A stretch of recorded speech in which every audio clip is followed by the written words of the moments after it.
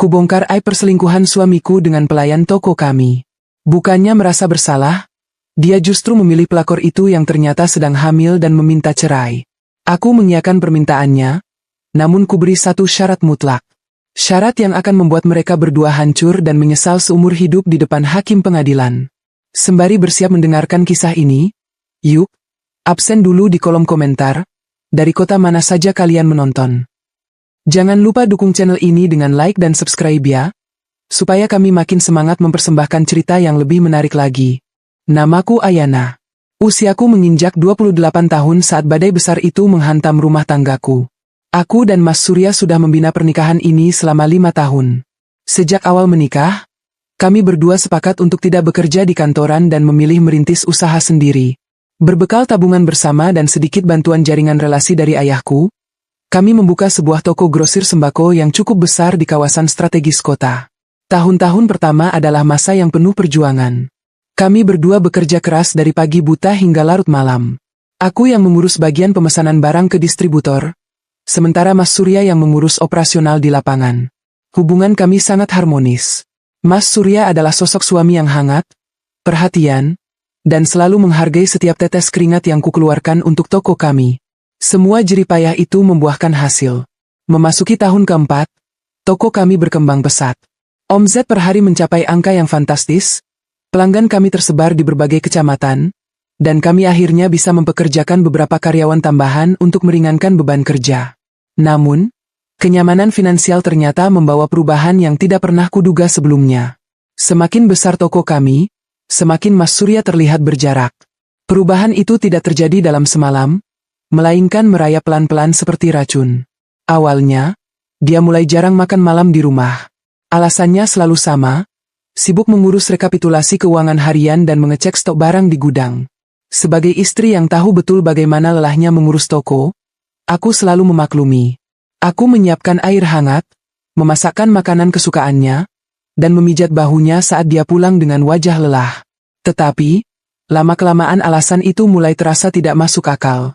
Laporan keuangan bulanan yang kuterima tidak menunjukkan lonjakan transaksi yang berarti, yang mengharuskan suamiku lembur hingga jam 11 malam setiap harinya.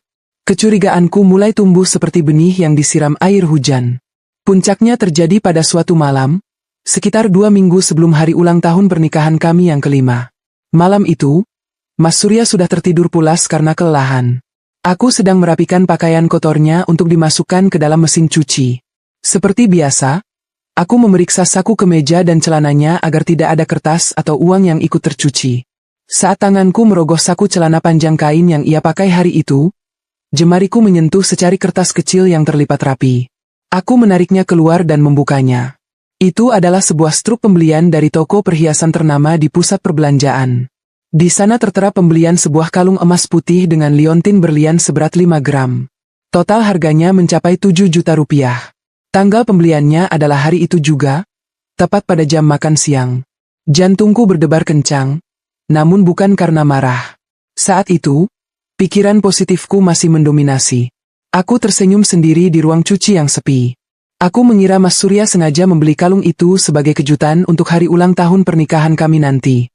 Aku buru-buru melipat kembali struk itu dan mengembalikannya ke dalam saku celananya, tidak ingin merusak kejutan manis dari suamiku. Perasaanku membuncah bahagia. Kupikir, sikap dinginnya belakangan ini mungkin karena dia sedang sibuk menyiapkan sesuatu yang istimewa untukku. Hari demi hari berlalu hingga tibalah hari ulang tahun pernikahan kami. Aku memasak hidangan istimewa, berdandan rapi, dan menunggunya pulang dengan hati berdebar. Namun, malam itu Mas Surya pulang jam 10 malam. Wajahnya datar, tidak ada senyum, apalagi sebuah kotak perhiasan. Dia bahkan langsung mandi dan tidur tanpa mengucapkan selamat hari jadi pernikahan kami. Hatiku hancur malam itu.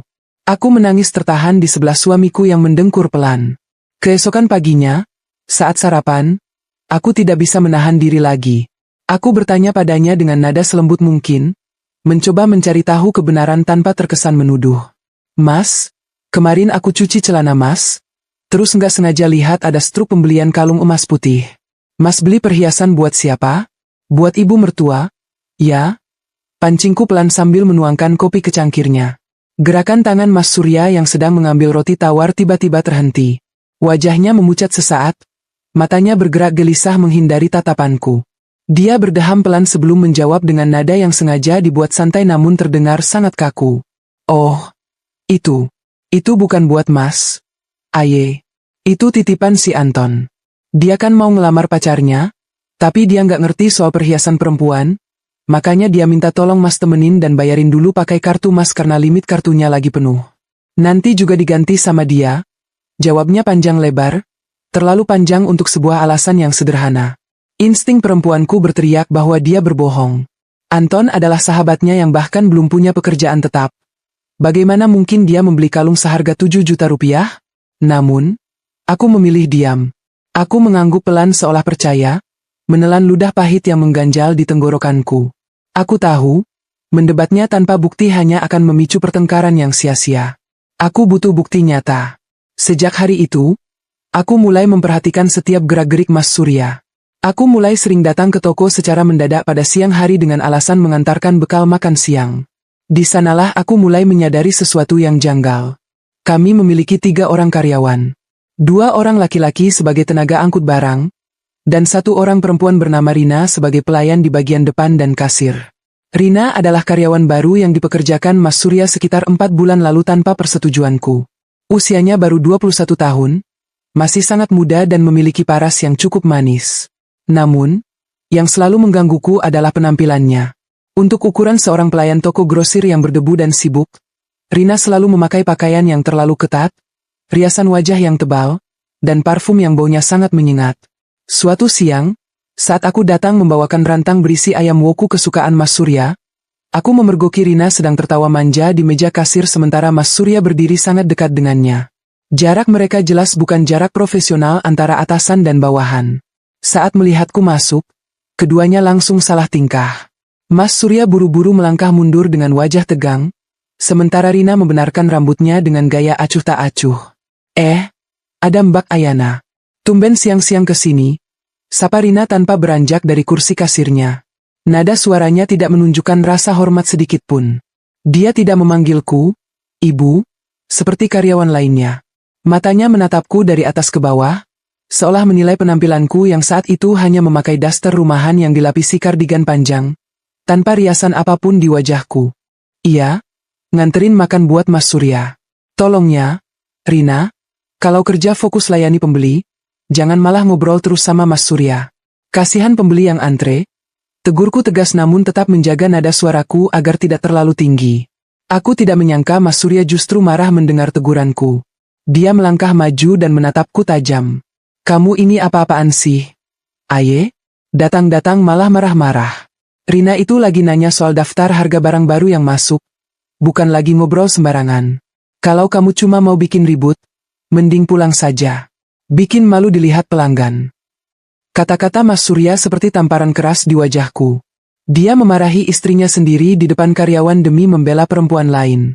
Rina tersenyum sinis di belakang Mas Surya. Sebuah senyuman penuh kemenangan yang membuat darahku mendidih. Aku menaruh rantang makanan itu di atas meja kasir dengan keras. Bagus. Makan itu daftar harga, ucapku dingin. Saat aku berbalik untuk pergi, aku berjalan melewati Mas Surya. Tepat saat tubuh kami bersisian, hidungku menangkap sebuah aroma yang sangat familiar.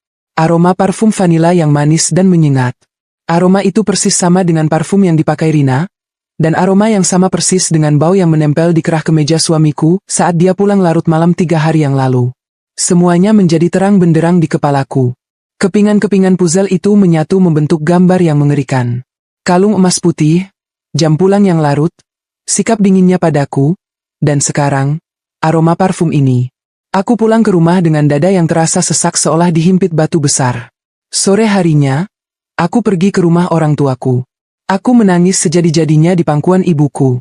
Aku menceritakan semua kecurigaanku, tentang struk perhiasan, tentang perubahan sikap Mas Surya, dan tentang pelayan toko yang bernama Rina. Ibu membelai rambutku dengan lembut. Beliau adalah sosok wanita yang sangat sabar namun tegas. Ayana, dengar ibu baik-baik, ucap ibu dengan suara tenang. Air mata tidak akan menyelesaikan masalah. Laki-laki yang sedang selingkuh itu ibarat orang mabuk. Dia tidak akan mengaku kalau tidak tertangkap basah dengan barang bukti. Jangan gegabah. Jangan langsung marah dan menuduh tanpa bukti. karena dia hanya akan membalikan keadaan dan menyalahkanmu. Kamu harus cerdas. Awasi dia diam-diam, kumpulkan bukti yang tidak bisa dia sangkal lagi. Kata-kata ibu memberiku kekuatan baru. Aku mengusap air mataku. Ya, ibu benar. Menangis dan meratap tidak akan membuat keadaan menjadi lebih baik. Aku harus mencari kebenaran dengan tanganku sendiri. Malam harinya, setelah Mas Surya tertidur lelap setelah pulang jam 11 malam seperti biasa, aku mengendap-endap mengambil ponselnya yang tergeletak di atas nakas. Aku sudah mengantisipasi hal ini. Dulu, kata sandi ponselnya adalah tanggal pernikahan kami. Namun bulan lalu, dia mengubahnya dan tidak pernah memberitahuku lagi. Beruntung, ingatanku sangat tajam. Beberapa hari yang lalu, saat aku pura-pura tidur, aku memperhatikan gerakan jarinya saat membuka kunci layar. Polanya membentuk sebuah angka. 6 digit angka. Aku memasukkan angka tersebut. 140.205. Itu adalah tanggal lahir Rina.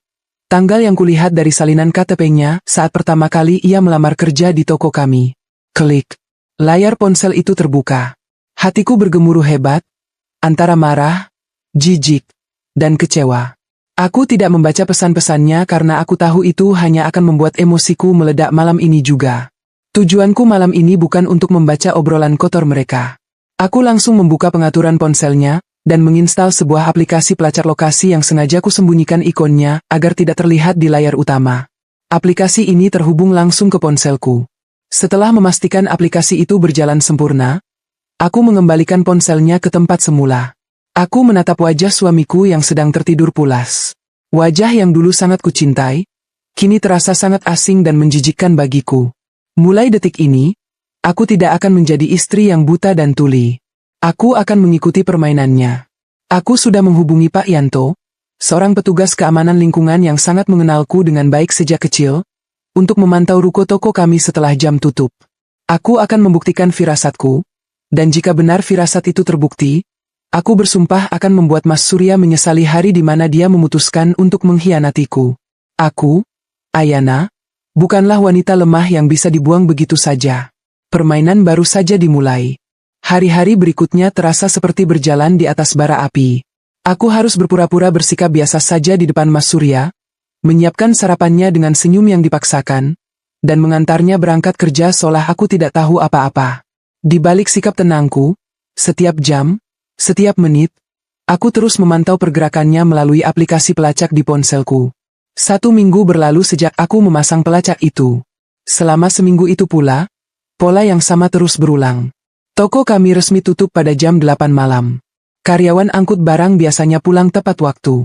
Namun, titik biru yang menunjukkan lokasi Mas Surya di aplikasi pelacakku selalu diam di area ruko hingga jam 10, atau bahkan jam 11 malam. Setiap kali aku meneleponnya pada jam-jam itu, alasannya selalu klasik. Sedang merekap bon, memeriksa barang retur, atau mengatur tata letak gudang. Malam ini, hujan turun rintik-rintik, menambah hawa dingin yang menusuk tulang. Jam di dinding kamarku sudah menunjukkan pukul 10:15 malam. Titik biru di layar ponselku masih menetap kuat di koordinat toko kami. Aku mengirimkan pesan singkat kepadanya, bertanya kapan ia akan pulang. Balasannya masuk 5 menit kemudian, masih rekap stok bulanan sama Rina. Aye. Banyak barang masuk tadi sore yang belum kecatat. Kamu tidur duluan saja, pintunya kunci dari dalam. Membaca nama Rina disebut dengan begitu santainya dalam pesan itu membuat darahku mendidih. Dia menggunakan alasan pekerjaan dengan sangat rapi, mengira aku cukup bodoh untuk mempercayai bahwa seorang pelayan kasir biasa perlu menemani bosnya merekap stok barang hingga larut malam berdua saja di dalam toko yang tertutup rapat. Aku segera mengganti baju tidurku dengan celana panjang dan jaket tebal. Aku meraih kunci mobil dan sebuah senter kecil, lalu tak lupa membawa kunci cadangan toko yang selalu kusimpan di laci meja riasku. Kunci cadangan itu memegang akses ke pintu besi belakang ruko, jalur yang biasanya digunakan untuk bongkar muat barang ke gudang. Sebelum berangkat, aku menelepon Pak Yanto, petugas keamanan yang sudah kuminta untuk mengawasi. Halo, Pak Yanto. Bagaimana situasi di ruko? Tanyaku dengan suara bergetar menahan emosi. Aman, Bu Ayana. Rolling door depan sudah digembok rapat dari jam 8 tadi. Lampu depan juga sudah dimatikan. Tapi motor Bapak masih ada di parkiran dalam. Tadi saya sempat muter ke gang belakang, pintu besi gudang tertutup rapat, Tapi ada celah cahaya kecil dari dalam, dan kalau didengarkan baik-baik, memang ada suara orang di dalam gudang. Bu, Bapak tidak sendirian di dalam? Lapor Pak Yanto dengan suara pelan dan hati-hati. Terima kasih, Pak Yanto. Tolong Bapak tunggu di pos depan gang saja. Saya menuju ke sana sekarang. Kalau terjadi apa-apa, saya akan telepon Bapak. Jawabku mantap. Perjalanan dari rumah ke toko memakan waktu sekitar 20 menit. Sepanjang jalan, pikiranku berkecamuk. Berbagai skenario terlintas di kepalaku. Apakah aku siap melihat kenyataan ini secara langsung? Apakah mentalku cukup kuat? Namun teringat akan wajah sombong Rina dan sikap dingin suamiku belakangan ini, keraguanku menguap seketika digantikan oleh kemarahan yang membara. Aku harus melihatnya sendiri. Aku butuh bukti nyata untuk bisa menghancurkan kebohongan ini. Aku memarkirkan mobilku di gang sebelah bangunan ruko, tersembunyi dari pandangan jalan utama. Aku berjalan mengendap-endap menembus gerimis kecil menuju pintu besi bagian belakang. Gang belakang ruko sangat sepi dan gelap, bau apek selokan bercampur dengan bau hujan menguar di udara. Tanganku sedikit gemetar saat memasukkan kunci cadangan ke dalam gembok pintu besi tebal itu. Klik. Gembok terbuka dengan suara pelan. Aku menariknya perlahan agar tidak menimbulkan suara decitan yang bisa memperingatkan mereka. Pintu besi itu terbuka sedikit, cukup untukku masuki. Begitu melangkah masuk ke dalam area gudang belakang, suasana remang-remang langsung menyambutku. Lampu utama gudang dimatikan, hanya menyisakan satu lampu pijar kecil di sudut ruangan yang menerangi tumpukan karung beras dan kardus mie instan. Udara di dalam gudang terasa pengap, bercampur dengan bau khas bahan sembako. Namun, ada bau lain yang sangat kuat menusuk penciumanku. Bau parfum vanila murahan yang manis dan memuakan. Suasana sangat hening, hingga telingaku menangkap suara dari balik tumpukan kardus minyak goreng di bagian tengah gudang.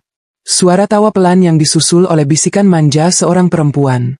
Mas, pelan-pelan dong, nanti kardusnya ambruk. Suara Rina terdengar jelas, disusul tawa genitnya.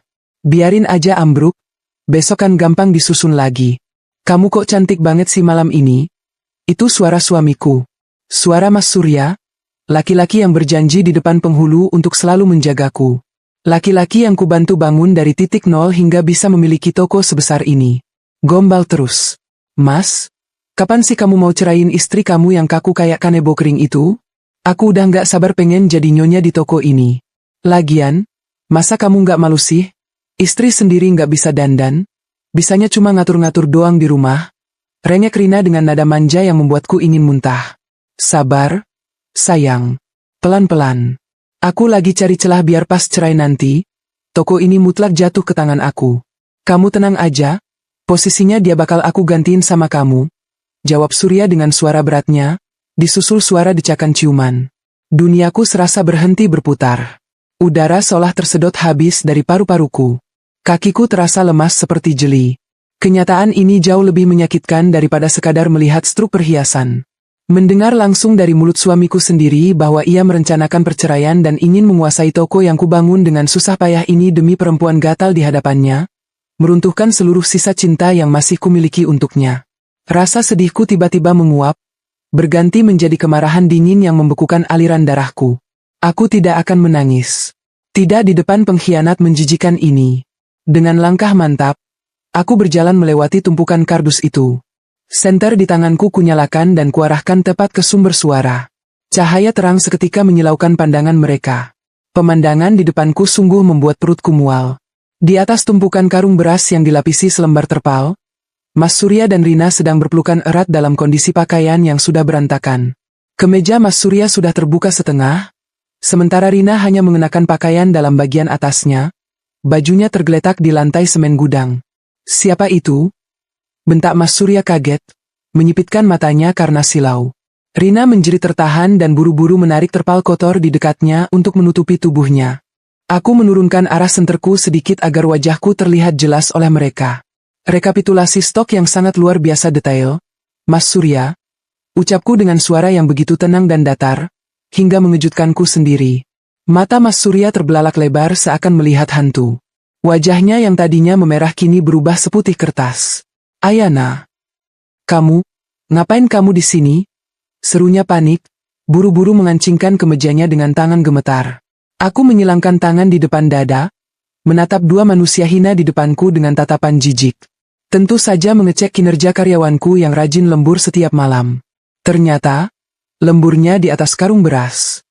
Alih-alih bersujud memohon ampun atau merasa bersalah karena tertangkap basah, ego laki-laki Mas Surya justru mengambil alih. Rasa malu dan paniknya berubah menjadi kemarahan defensif. Ia melangkah maju menemuiku, berusaha mengintimidasi. Kamu ngapain ngintip-ngintip urusan orang? Kamu melanggar privasi, Aye. Kamu sengaja kan buntutin aku karena kamu parnoan terus bawaannya. Bentaknya kasar, menunjuk tepat di depan wajahku. Aku tidak mundur 1 inci pun. Aku menatap matanya tajam. Privasi? Kau memakai gudang toko milik kita berdua untuk meniduri pelacur murah ini? Dan kau bilang aku melanggar privasi? Otakmu tertinggal di mana, Surya? Mendengar sebutan pelacur, Rina yang tadinya bersembunyi kini berdiri. Ia buru-buru memakai bajunya secara asal. Anehnya, tidak ada raut ketakutan di wajahnya.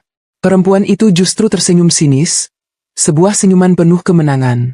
Ia melangkah mendekati Surya dan dengan sengaja melingkarkan lengannya di lengan suamiku, menempelkan tubuhnya di sana. Jaga mulut Mbak. Ya, saya bukan pelacur, desis Rina tajam. Ia menatap punggung Surya seolah meminta perlindungan. Dan benar saja, suamiku yang bodoh itu benar-benar melindunginya. Ia merangkul pinggang Rina di depanku. Pemandangan yang akhirnya benar-benar membunuh hati nuraniku untuk mempertahankannya. Cukup, Ayana. Berhenti menghina Rina, ucap Surya dengan suara keras yang menggema di dalam gudang yang sepi. Dadanya naik turun menahan emosi. Ia menatapku dengan tatapan dingin, seolah aku adalah musuhnya. Karena kamu sudah tahu semuanya, sekalian saja kuberitahu kebenarannya malam ini juga biar kamu puas. Surya menarik napas panjang, lalu melontarkan kata-kata yang menjadi puncak konfrontasi ini. Kata-kata yang merobek sisa-sisa harga diri sebuah pernikahan. Kami sudah saling menyayangi, ucapnya lantang dan jelas tanpa keraguan sedikit pun. Dan aku akan nikahi dia karena dia sedang hamil anakku. Rina tersenyum lebar, mengelus perutnya yang masih datar dengan gaya yang dibuat-buat, memamerkan kemenangannya di depan wajahku. Kita harus bercerai, lanjut Surya tanpa perasaan. Karena Rina tidak mau dimadu. Lagi pula, aku juga sudah muak hidup dengan perempuan kaku dan tidak bisa merawat diri sepertimu. Hubungan kita sudah hambar. Aye. Rina memberiku kebahagiaan yang tidak pernah kamu berikan. Ruangan itu hening seketika. Hanya suara hujan di luar yang terdengar. Kalimat itu seharusnya menghancurkan mentalku, membuatku menangis histeris memohon agar ia tidak meninggalkanku. Mungkin itu yang diharapkan Surya dan Rina. Mereka menunggu adegan tangisan dari seorang istri yang terbuang. Tapi mereka salah. Air mataku sudah mengering sejak aku menyalakan senter tadi.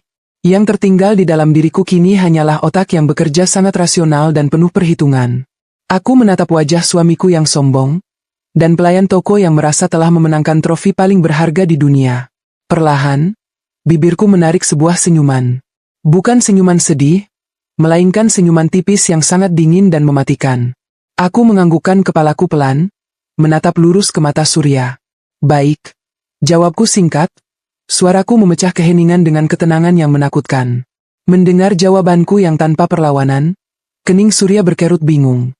Rina pun tampak terkejut, senyum kemenangannya sedikit luntur melihat reaksiku yang sama sekali tidak histeris. Mereka berdua terdiam, menunggu kalimatku selanjutnya. Aku memutar tubuhku perlahan menuju pintu keluar, lalu menoleh ke arah mereka sekali lagi dari atas bahuku. Mataku menatap tajam, menembus tepat ke bola mata laki-laki yang sebentar lagi akan menjadi mantan suamiku itu. Aku setuju kita bercerai. Kau boleh membawa perempuan itu, dan kau boleh membawa anak harammu itu, ucapku dengan nada suara yang perlahan meninggi namun tetap terkontrol rapi. Tapi, aku punya syarat. Syarat apa? Tanya Surya cepat. Nada suaranya terdengar meremehkan, mengira aku akan meminta sejumlah uang atau harta gono gini. Kau akan tahu nanti, jawabku dingin. Bawa pengacaramu. Kita selesaikan urusan ini secepatnya. Dan mulai besok, kau urus toko ini sendiri. Jangan harap aku akan menginjakkan kaki lagi di tempat menjijikan ini. Tanpa menunggu balasan dari mereka, aku melangkah keluar dari gudang dan membanting pintu besi itu dengan sangat keras hingga suaranya menggelegar mengalahkan suara guntur di langit. Aku berjalan cepat menuju mobilku menembus hujan yang semakin deras. Begitu duduk di balik kemudi, barulah pertahananku runtuh sesaat. Setetes air mata lolos dari sudut mataku, air mata perpisahan untuk 5 tahun kebodohanku mengabdi pada pria yang salah. Aku menghapusnya dengan kasar. Malam ini adalah terakhir kalinya aku menangisi Surya. Syarat yang akan kuajukan nanti bukanlah syarat biasa. Aku akan memastikan dengan kedua tanganku sendiri, bahwa pengkhianatan mereka harus dibayar dengan harga yang paling mahal. Mereka menginginkan segalanya, aku akan memberikan semuanya, lalu melihat mereka hancur tertimpa keserakahan mereka sendiri.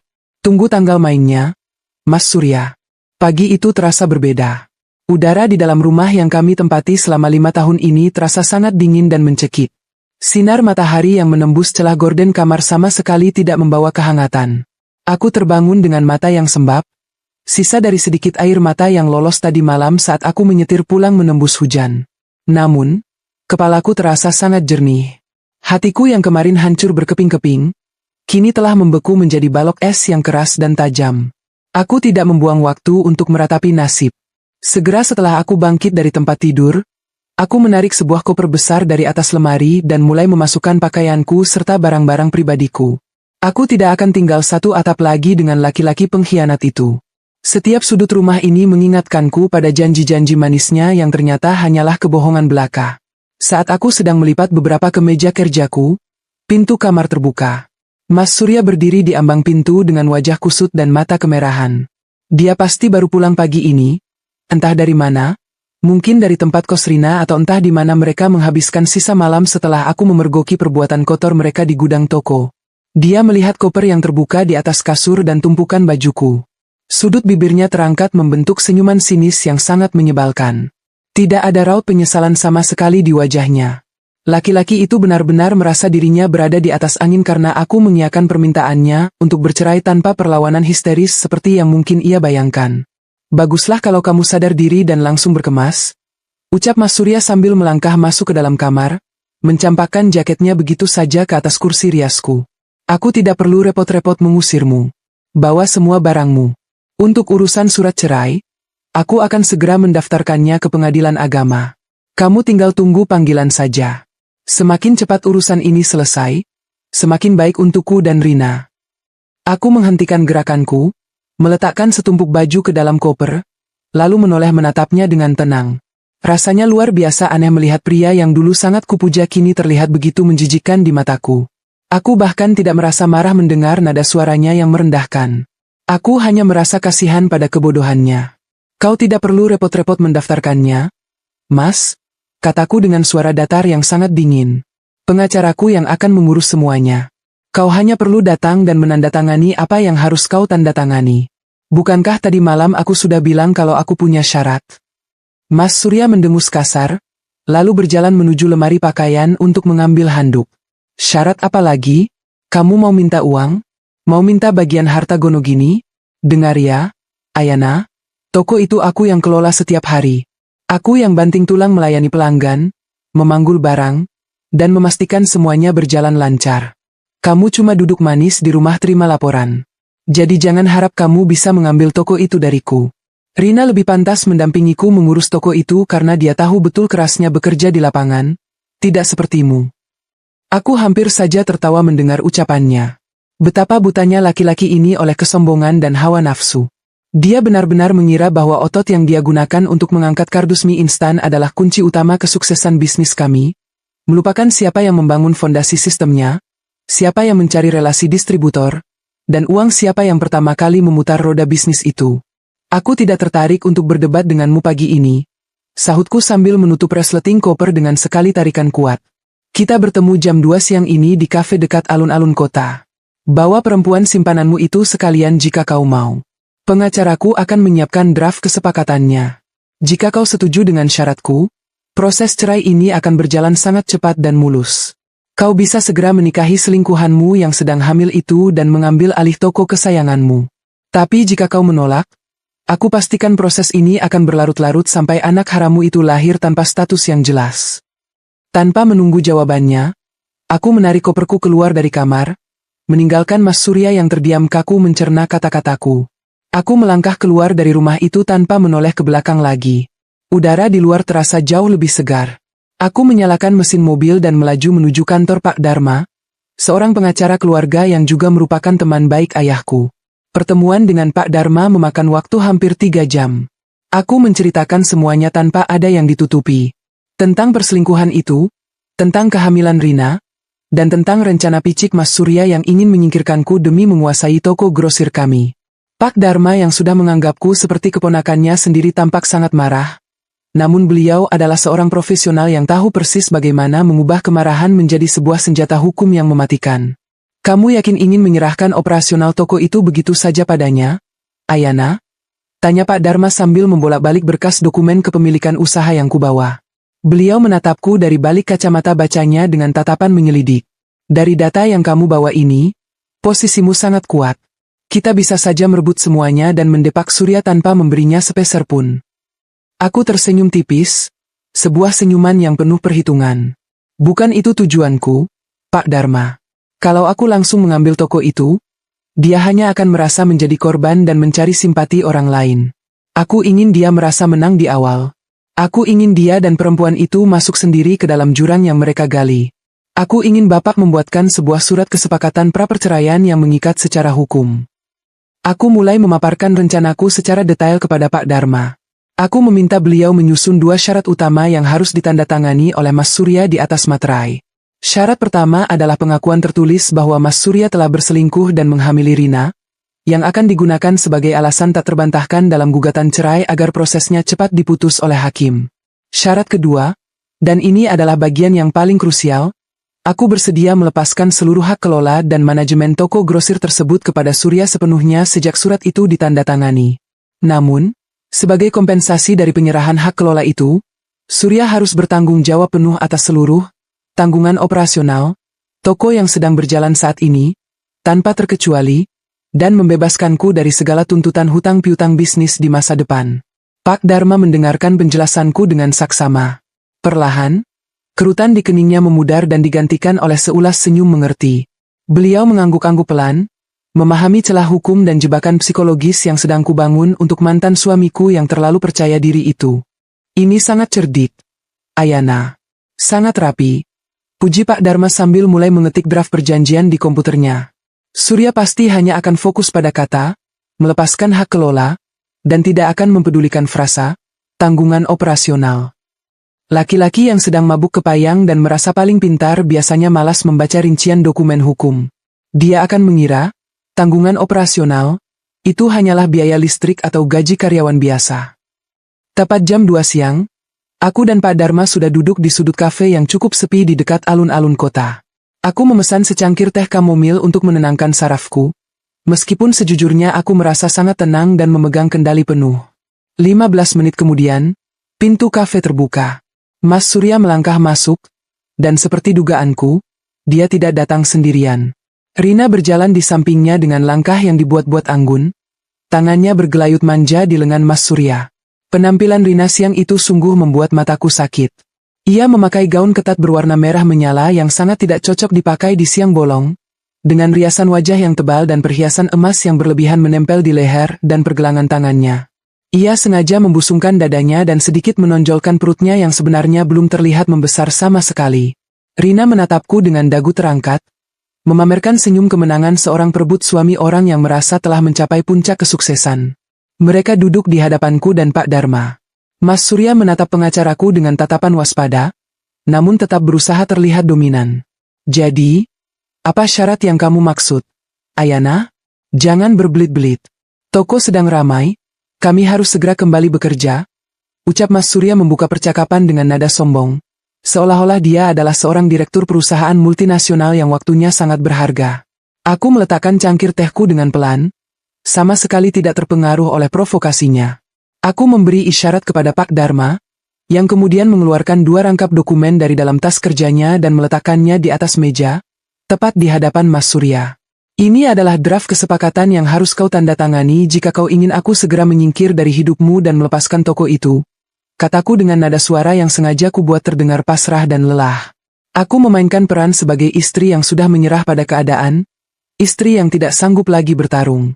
Aku sudah lelah, Mas. Aku tidak ingin keributan yang panjang. Kalau kau memang mencintai Rina dan ingin menikahinya, aku akan mundur. Tapi aku butuh kepastian. Mata Mas Surya berbinar mendengar kata, melepaskan toko. Dia buru-buru menarik dokumen itu dan mulai membaca halaman pertamanya. Syarat pertama, ujarku menjelaskan poin-poinnya sementara matanya menelusuri deretan kalimat di kertas itu. Kau harus menandatangani pengakuan bahwa kau berselingkuh dengan Rina dan menghamilinya. Ini murni untuk keperluan administrasi pengadilan agar proses cerai kita bisa diputus dalam 1 atau 2 kali sidang saja. Aku tidak ingin statusku menggantung terlalu lama. Mendengar itu, Rina mendengus pelan di sebelah Surya. Cih, bilang saja Mbak mau pamer ke semua orang kalau Mbak itu korban. Silakan saja, toh pada akhirnya Mas Surya milih aku. Surat pengakuan kayak gitu nggak ngaruh apa-apa buat cinta kita, ya kan, Mas? Rina menyandarkan kepalanya ke bahu Surya dengan manja. Surya mengelus tangan Rina pelan, lalu menatapku dengan angkuh. Baik, aku tanda tangani. Aku tidak malu mengakui kalau aku memang memilih Rina daripada kamu. Lalu apa syarat keduamu? Jangan bilang kamu minta jatah bulanan dari hasil toko. Aku menggelengkan kepalaku pelan, memasang raut wajah sedih yang dibuat-buat. Tidak, Mas. Aku tidak akan meminta sepeser pun dari keuntungan toko. Syarat keduaku ada di halaman berikutnya. Aku menyerahkan seluruh hak kelola, manajemen, dan operasional toko grosir itu sepenuhnya kepadamu mulai hari ini. Kau bebas mengaturnya sesukamu, menjadikannya milikmu seutuhnya, dan aku tidak akan pernah ikut campur lagi. Mata Mas Surya melebar, dia tidak bisa menyembunyikan kegembiraannya. Dia menatap Rina yang juga tampak sangat antusias. Mereka berdua seperti melihat tumpukan emas jatuh dari langit. Bagi mereka, toko grosir yang perputarannya mencapai puluhan juta per hari itu adalah tambang uang yang tidak ada habisnya. Namun, aku melanjutkan ucapanku dengan nada yang sedikit kuturunkan, memberikan penekanan yang samar. Sebagai gantinya, aku meminta kau mengambil alih seluruh tanggungan operasional toko yang sedang berjalan saat ini. Aku tidak mau lagi dihubungi oleh pihak manapun terkait urusan toko. Kau yang mengelola keuntungannya, maka kau juga yang harus mengurus semua biaya operasionalnya. Adil, kan? Mas Surya tertawa meremehkan. Dia bahkan tidak membaca detail klausul pada halaman kedua itu dengan teliti. Pikirannya sudah dibutakan oleh bayangan keuntungan besar yang akan ia nikmati sendiri tanpa perlu membaginya denganku. Tentu saja itu adil. Seru Mas Surya dengan nada tinggi. Biaya operasional apa sih yang memberatkan? Cuma bayar listrik, air, kuli panggul, dan bensin mobil operasional kan? Itu hal kecil, Ayana. Penghasilan toko kita dalam sehari saja sudah bisa menutupi semua biaya operasional sebulan. Kamu memang tidak punya jiwa bisnis, gampang panik karena hal-hal sepele. Dia mengambil pulpen dari saku kemejanya. Tanpa ragu sedikit pun, dia membubuhkan tanda tangannya di atas materai pada kedua rangkap dokumen tersebut, seolah dia sedang menandatangani tiket lotre yang menang. Rina bertepuk tangan kecil dengan wajah berseri-seri, membayangkan dirinya menjadi nyonya besar yang tinggal duduk di belakang meja kasir menghitung uang. Sudah selesai, ucap Mas Surya sambil mendorong dokumen itu kembali ke arahku. Aku sudah menandatangani semuanya. Mulai detik ini, jangan pernah lagi menginjakkan kakimu di tokoku. Bereskan sisa barangmu di rumah. Aku beri waktu sampai besok pagi. Setelah itu, rumah itu juga akan kutempati bersama Rina. Pak Dharma mengambil dokumen itu, memeriksa kelengkapan tanda tangannya dengan teliti, lalu tersenyum sopan yang menyiratkan banyak makna. Beliau memasukkan satu rangkap ke dalam tasnya dan memberikan rangkap salinannya kepada Surya. Aku berdiri dari kursiku, merapikan bajuku dengan tenang. Aku menatap Mas Surya dan Rina bergantian. Tidak ada lagi rasa sakit di dadaku, yang ada hanyalah antisipasi yang mendebarkan.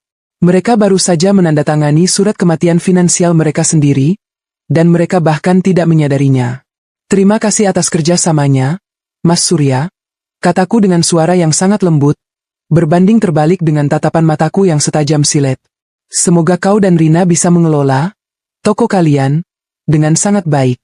Sampai jumpa di ruang sidang. Aku berbalik dan melangkah keluar dari kafe bersama Pak Dharma, membiarkan dua manusia serakah itu merayakan kemenangan semu mereka. Sore itu, setelah pertemuan di kafe yang berjalan persis seperti naskah yang kutulis di kepalaku, aku menyetir mobil menuju rumah orang tuaku. Ini adalah kepulangan yang berbeda. Jika biasanya aku datang membawa buah tangan dan senyuman bahagia untuk menjenguk mereka di akhir pekan, Kali ini aku datang membawa koper besar yang berisi seluruh sisa hidupku dari pernikahan yang gagal, dan hati yang penuh dengan rencana pembalasan dendam. Rumah orang tuaku terletak di pinggiran kota, sebuah rumah bergaya klasik dengan halaman yang dipenuhi tanaman hias rawatan ibu. Begitu aku mematikan mesin mobil di carport, pintu depan sudah terbuka. Ibu berdiri di sana, menatapku dengan sorot mata keibuan yang syarat akan kekhawatiran dan kasih sayang.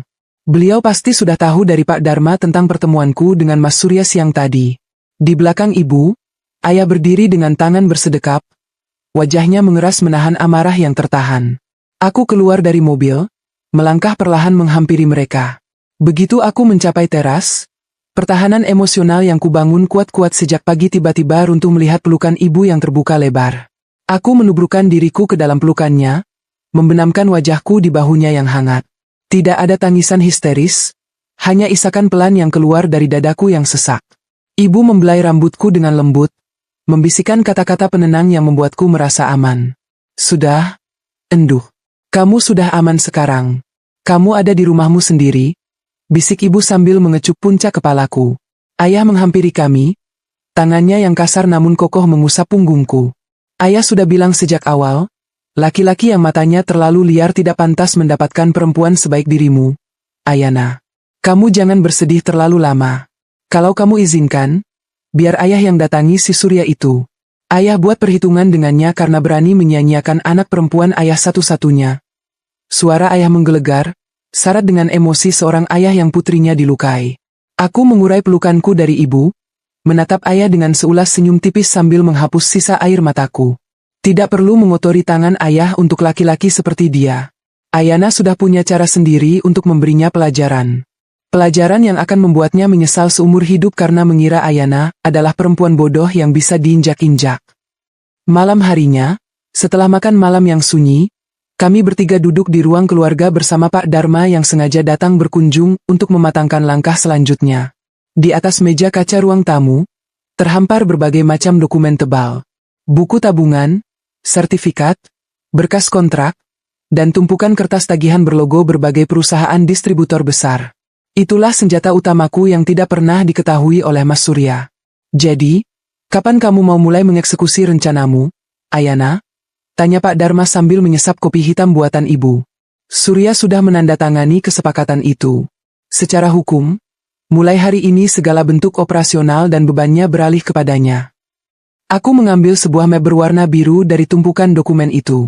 Map itu berisi rahasia terbesar dari toko grosir kami, sebuah rahasia yang selama 5 tahun ini kusimpan rapat-rapat demi menjaga harga diri Mas Surya di mata karyawan dan keluarga besarnya. Dulu, saat kami baru menikah dan ingin membuka usaha, Mas Surya sama sekali tidak memiliki modal yang cukup. Ia hanya memiliki semangat dan tenaga. Modal awal untuk menyewa ruko besar itu, mengisi rak-rak kosong dengan barang dagangan, hingga membeli mobil pick-up operasional, murni 100% berasal dari tabungan pribadiku sebelum menikah, ditambah dengan uang pinjaman tanpa bunga dari ayah. Karena aku sangat mencintai Mas Surya dan tidak ingin dia merasa rendah diri sebagai kepala keluarga, aku membiarkan dia bertindak sebagai bos di depan semua orang. Aku membiarkan dia yang memegang kunci, dia yang memerintah karyawan, dan dia yang bernegosiasi dengan pelanggan. Dia merasa menjadi pahlawan yang membangun kerajaan bisnisnya. Namun, ada satu hal yang tidak pernah kusentuh atau kuubah atas namanya demi keamananku sendiri, legalitas. Aku akan mulai besok pagi, Pak Dharma, jawabku mantap sambil membuka map biru tersebut. Surya itu terlalu bodoh. Dia pikir toko grosir yang perputarannya sangat cepat itu adalah aset murni. Dia tidak pernah tahu sistem konsinyasi dan pembayaran tempo yang kubangun dengan para distributor. Kujelaskan kembali kepada ayah dan ibu bagaimana sistem toko kami berjalan.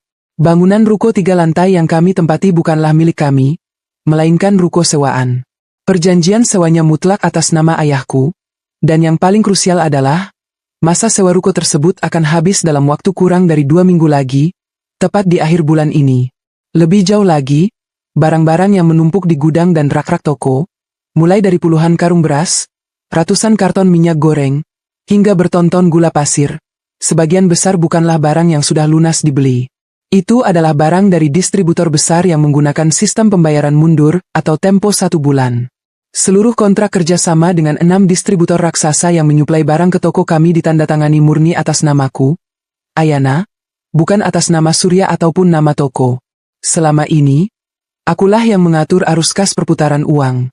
Uang hasil penjualan setiap harinya kugunakan untuk memutar roda bisnis dan menyicil hutang tempo ke distributor dengan sangat disiplin, sehingga kepercayaan mereka kepadaku sangat tinggi. Mas Surya tidak pernah tahu-menahu soal pembukuan rumit ini. Dia hanya tahu menghitung uang tunai yang masuk ke laci kasir setiap malam, dan merasa bahwa itu semua adalah keuntungan bersih yang bisa dia nikmati. Mulai besok, aku akan berkeliling mendatangi semua supplier dan distributor. Jelasku, menatap tajam ke arah tumpukan dokumen. Aku akan memutus semua kontrak kerjasama atas namaku secara resmi. Aku akan menarik namaku dari semua tagihan berjalan. Pak Dharma mengangguk setuju. Dan berdasarkan surat kesepakatan yang ditandatangani Surya siang tadi, kamu memiliki dasar hukum yang sah untuk mengalihkan seluruh hutang tagihan barang yang ada di toko saat ini menjadi beban hutang pribadi Surya sebagai pihak yang mengambil alih tanggungan operasional. Perusahaan distributor tidak akan peduli siapa yang mengelola toko, mereka hanya butuh surat jaminan siapa yang harus ditagih. Surat Surya tadi adalah kunci penjeratnya. Keesokan harinya, persiapanku dalam senyap pun dimulai. Aku mengendarai mobilku menembus kemacetan kota, mendatangi satu persatu kantor distributor besar yang selama ini menjadi pemasok utama toko kami. Karena aku dikenal sebagai rekan bisnis yang selalu tepat waktu dalam pembayaran, para manajer distributor itu sangat menghargaiku. Di setiap kantor yang kudatangi, aku menyerahkan salinan surat kesepakatan praperceraian yang telah ditandatangani Mas Surya. Aku menjelaskan dengan tenang dan profesional bahwa mulai detik itu, aku telah mundur dari kepengurusan toko grosir, dan seluruh tanggung jawab operasional serta pelunasan barang dagangan yang saat ini berada di toko beralih ke tangan Bapak Surya sepenuhnya. Aku meminta mereka merevisi surat tagihan dan faktur berjalan, memindahkan nama tertagih dari namaku menjadi nama Surya. Tentu saja, para distributor yang sangat kalkulatif itu menyetujuinya setelah melihat dokumen legal yang sah, terutama karena barang dagangan mereka secara fisik memang berada dalam penguasaan Surya di toko. Mereka mengubah data di sistem mereka. Dalam sekejap, hutang miliaran rupiah dari barang-barang sembako yang bertumpuk di gudang toko itu resmi berpindah pundak. Menimpa Mas Surya yang saat ini mungkin sedang tertawa bahagia bersama Rina di balik meja kasir. Tidak berhenti sampai di situ. Aku mendatangi bank tempat kami menyimpan rekening bersama yang digunakan untuk transaksi toko. Sesuai dengan hakku karena aku adalah pemilik dana utama, dan berbekal bukti mutasi bahwa aliran dana awal murni dari rekening pribadiku, aku menarik seluruh modal utamaku.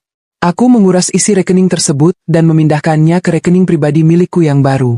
Aku hanya menyisakan uang sekitar 10 juta rupiah di rekening bersama itu, jumlah yang hanya cukup untuk menggaji karyawan bulan ini dan membayar listrik. Selebihnya, nol besar. Hari demi hari berlalu dengan cepat. 2 minggu masa persiapanku berjalan sangat lancar tanpa sepengetahuan Mas Surya. Dari informasi Pak Yanto, petugas keamanan lingkungan yang masih setia memberiku kabar, Mas Surya dan Rina semakin menjadi-jadi. Rina sudah tidak lagi bekerja sebagai kasir, ia bersikap layaknya nyonya besar. Ia datang ke toko pada siang hari dengan belanjaan baju baru, sementara Mas Surya sibuk melayani pelanggan.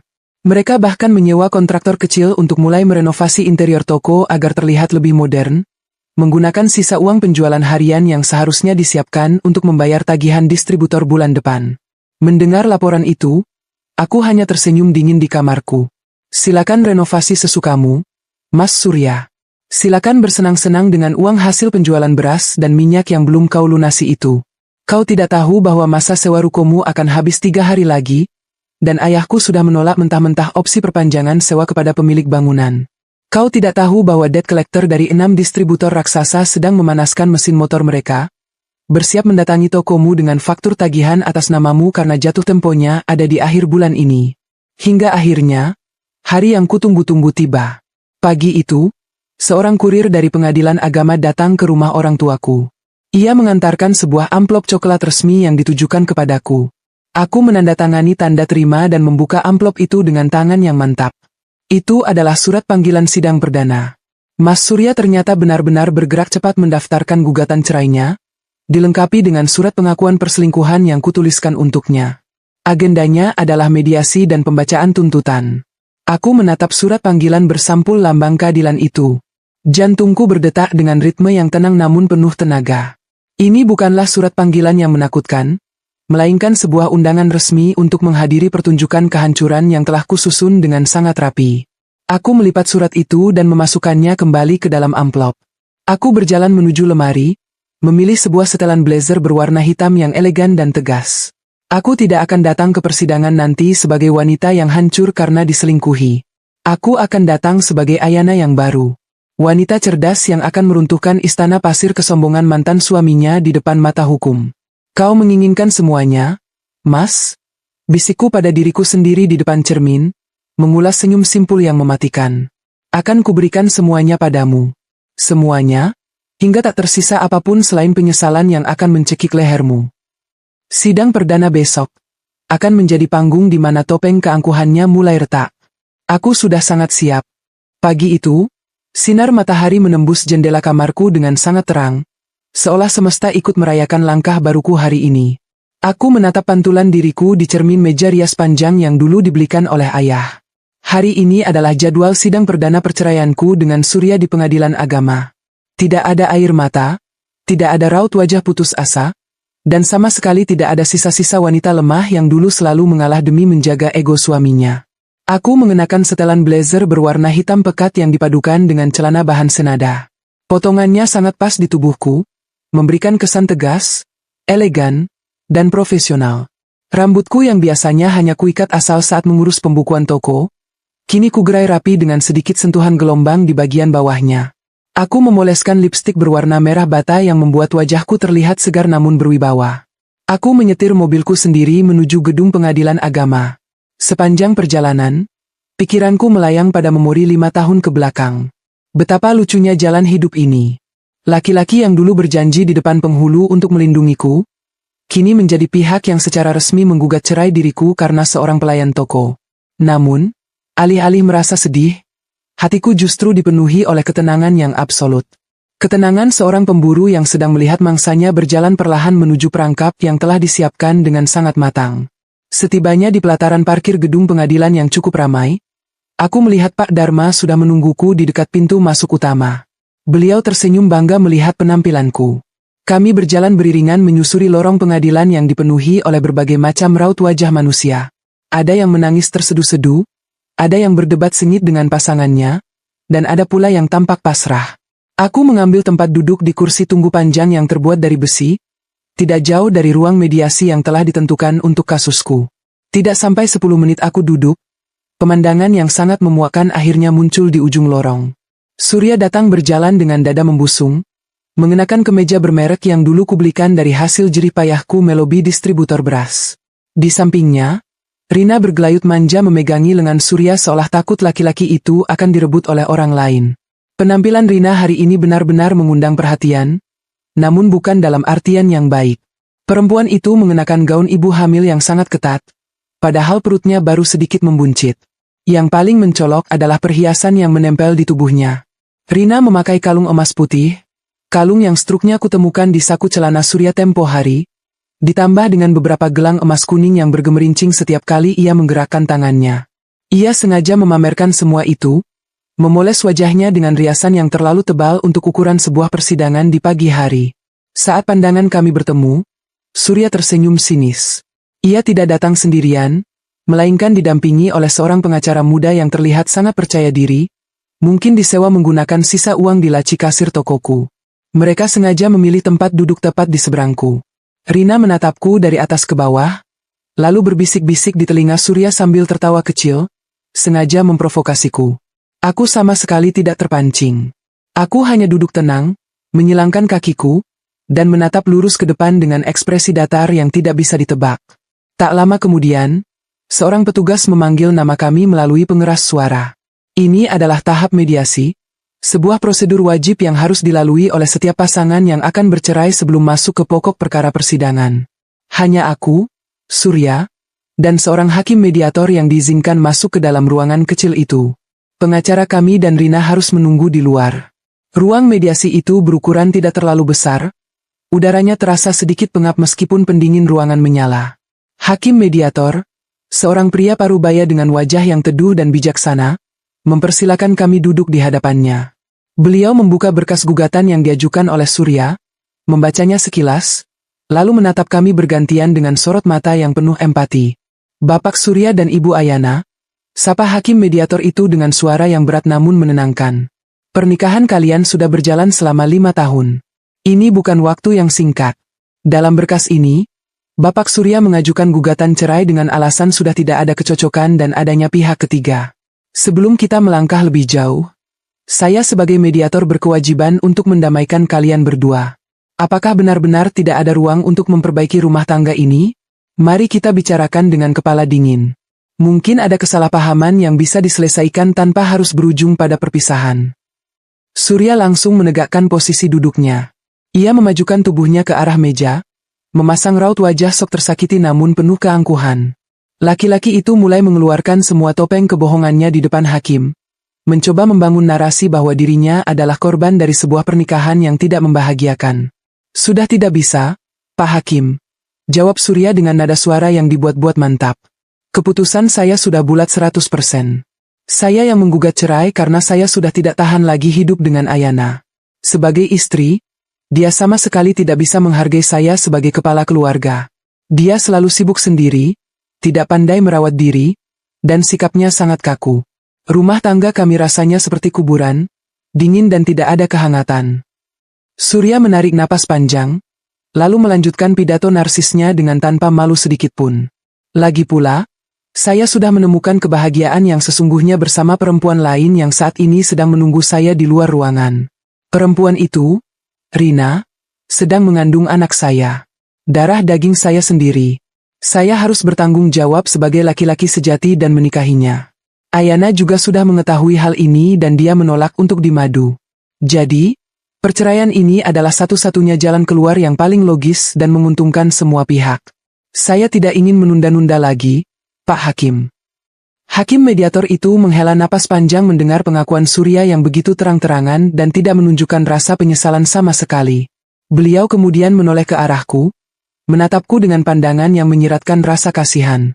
Beliau mungkin mengira aku akan menangis histeris, memohon agar suamiku tidak meninggalkanku, atau memaki-maki Surya di dalam ruangan itu. Bagaimana dengan Ibu Ayana? Tanya hakim mediator itu dengan suara yang jauh lebih lembut kepadaku. Apakah ibu bersedia memaafkan kesalahan suami ibu dan mencoba memulai kembali semuanya dari awal? Demi mempertahankan ikatan suci pernikahan ini. Aku menatap mata hakim mediator itu dengan sangat tenang, lalu beralih menatap Surya yang sedang menyunggingkan senyum kemenangan di sudut bibirnya.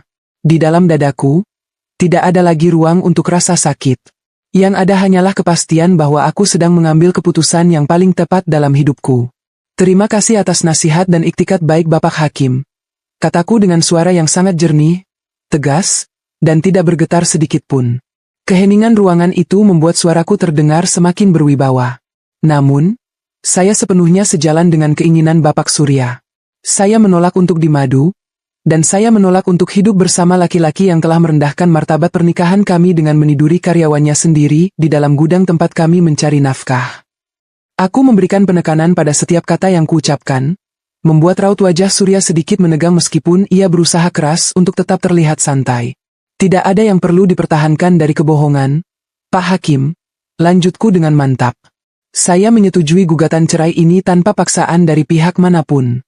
Saya hanya meminta agar proses hukum ini bisa diselesaikan secepat mungkin agar kami bisa menjalani jalan hidup kami masing-masing. Mediasi ini saya nyatakan gagal. Hakim mediator itu mengangguk paham. Beliau bisa melihat keteguhan di mataku bahwa tidak ada lagi yang bisa diselamatkan. Beliau mengambil pulpennya dan menandatangani berita acara kegagalan mediasi. Baiklah. Karena kedua belah pihak sudah sepakat untuk berpisah dan mediasi tidak menemukan titik temu, maka perkara ini akan dilanjutkan ke persidangan dengan agenda pembacaan putusan dan pembagian harta gonogini. Silakan tunggu jadwal sidang berikutnya dari Panitera. Kami berdua berdiri dan berjalan keluar dari ruang mediasi. Begitu pintu ruangan tertutup di belakang kami, hawa panas permusuhan langsung terasa menyengat di udara lorong pengadilan. Rina yang melihat Surya keluar, langsung berlari kecil menghampirinya dan kembali bergelayut di lengannya. Gimana? Mas? Lancar kan? Dia nggak nangis-nangis minta balikan kan? Tanya Rina dengan suara yang sengaja dikeraskan agar aku bisa mendengarnya. Surya tertawa meremehkan, lalu menatapku dari atas ke bawah dengan pandangan mengejek. Lancar, sayang. Dia sok kuat di dalam tadi. Biarkan saja, sebentar lagi dia juga akan menangis darah menyadari posisinya. Dengar ya, Ayana. Surya melangkah selangkah mendekatiku, nada suaranya berubah menjadi ancaman yang berbisik. Setelah putusan hakim nanti keluar dan mengesahkan kesepakatan praperceraian kita, toko itu akan sepenuhnya menjadi milikku dan Rina. Kamu tidak akan mendapatkan 1 sen pun dari keuntungan tokoku. Nikmatilah hidup miskinmu. Sementara kami akan menikmati hasil kerja keras kami. Rina ikut menimpali dengan tawa yang nyaring. Makanya, Mbak, jadi perempuan itu yang pintar ngelayanin suami, biar suaminya nggak lari ke perempuan lain. Sekarang Mbak cuma bisa gigit jari lihat kita sukses mengelola toko grosir itu. Aku menatap dua manusia di depanku ini dengan perasaan campur aduk antara geli dan kasihan yang amat sangat. Mereka benar-benar tidak tahu apa yang sedang menanti mereka. Mereka mengira sedang menggenggam sebongkah emas, padahal yang mereka genggam adalah bom waktu yang sebentar lagi akan meledak tepat di wajah mereka. Aku merapikan kerah blazerku dengan gerakan lambat dan elegan, menatap tepat ke manik mata Surya. Sukses mengelola toko, katamu? Aku sangat menantikan hari di mana kau benar-benar mengelolanya sendirian. Mas, rawatlah toko itu baik-baik, karena hanya itu satu-satunya ilusi kehebatan yang kau miliki. Aku mengulas sebuah senyuman tipis yang sangat misterius, senyuman yang membuat kerutan bingung muncul di dahi Surya. Tanpa mengucapkan sepatah kata lagi, aku berbalik dan melangkah pergi bersama Pak Dharma meninggalkan lorong pengadilan itu, membiarkan mereka tenggelam dalam keangkuhan semu yang tinggal menghitung hari menuju kehancurannya. Topeng kesombongan Surya telah terpasang sempurna hari ini, dan di sidang berikutnya, aku sendirilah yang akan meremukan topeng itu berkeping-keping. Waktu 2 minggu berlalu dengan sangat cepat sejak sidang mediasi yang gagal itu. Selama waktu tersebut, aku sama sekali tidak menginjakkan kaki di toko grosir. Aku memutus semua akses komunikasiku dengan Surya maupun karyawan toko lainnya, membiarkan Surya menikmati masa-masa kejayaannya menjadi bos besar tanpa campur tanganku.